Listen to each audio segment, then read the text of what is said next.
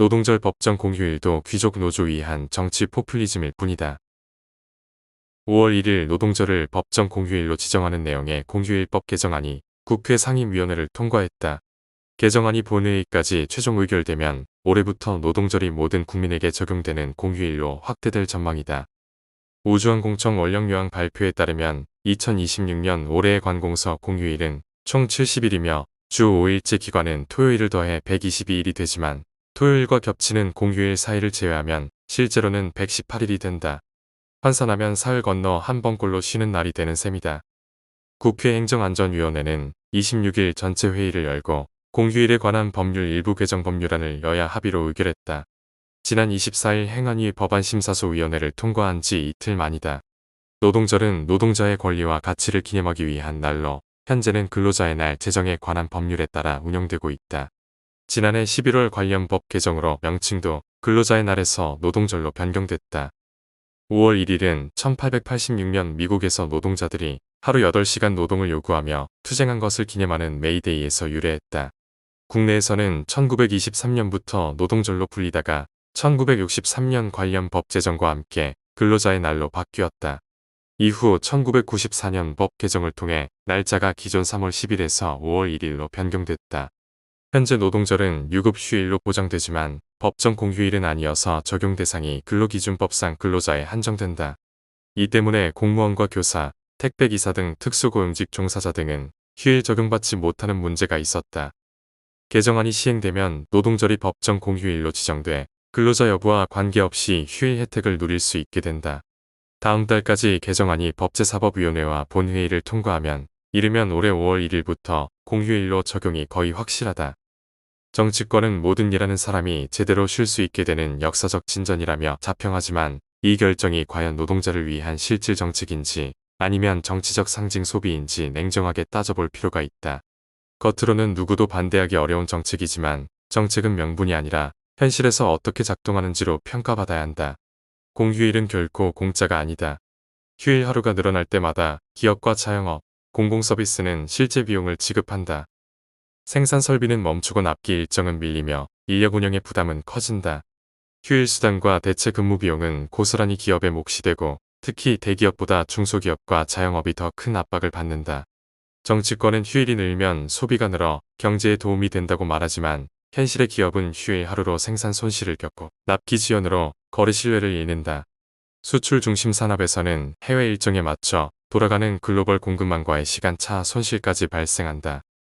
정치권은 휴일을 만들지만 그 비용은 민간이 부담하는 불균형이 여기서 드러난다. 그러나 이 정책의 더 근본적인 문제는 경제가 아니라 노동 현실 그 자체에 있다. 오늘날 한국 사회에서 휴일은 이미 형식적 개념이 되어가고 있다. 스마트폰과 메신저, 원격 근무와 성과주의가 결합하면서 노동시간의 경계는 사실상 무너졌다.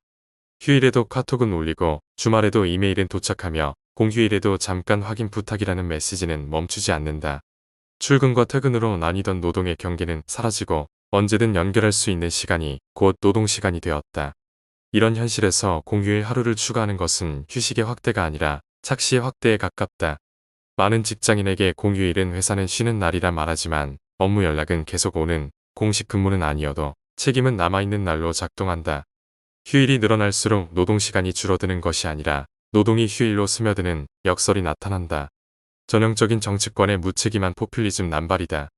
정부는 공무원 교사 특수고용직까지 적용 확대를 성과로 강조하지만 이 역시 상징성이 클 뿐 실효성은 의문이다.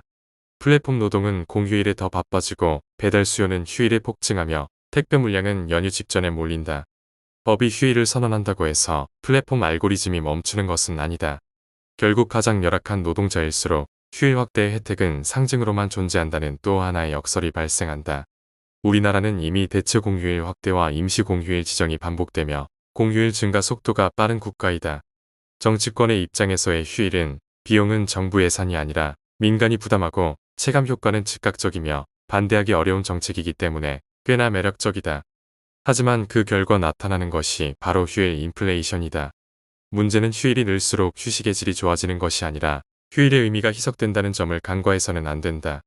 이재명 정부 출범 후 더센상법, 노랑봉투법 등 반기업 친노동 정책이 본물처럼 쏟아지며 민노총, 한국노총과의 정치, 정체 견대를 넘어 5월 1일을 법적 공휴일까지 만들어 귀족 정치노조의 비위 맞추기에 급급하다. 그러나 현재 국내 경기는 대기업과 귀족 노조를 제외하고는 늘어나는 휴일을 고마워하는 국민은 거의 없다. 하방 소상공인, 자영업자들은 죽을 지경이다. 휴일은 결국 또 하나의 이름뿐 진짜 필요한 것은 배부른 귀족 노조들의 요구 충족보다 경제적 고통에 신음하고 있는 절대다수의 경제적 약자를 보호하기 위한 정치적 노력이 정치인의 존재 이유가 아니겠나. 이번 노동절 법정 공휴일 추진은 경기 현실을 외면한 빨간 날 하나를 추가하는 정치 이벤트일 뿐이다. 정말 일반 노동자를 위한다면 휴일을 늘리는 것이 아니라 노동이 휴일을 침범하지 못하는 제도의 도입과 귀족노조가 아닌 절대다수의 근로자들이 원하는 것이 무엇인지 귀족노조에 비해 아무런 보호 대책이 없는 수많은 소상공인, 자영업자들을 위한 대책부터 먼저 세워야 하지 않는가. 노동자가 주인되는 세상의 주장은 이제 더 이상 의미 없는 시대다.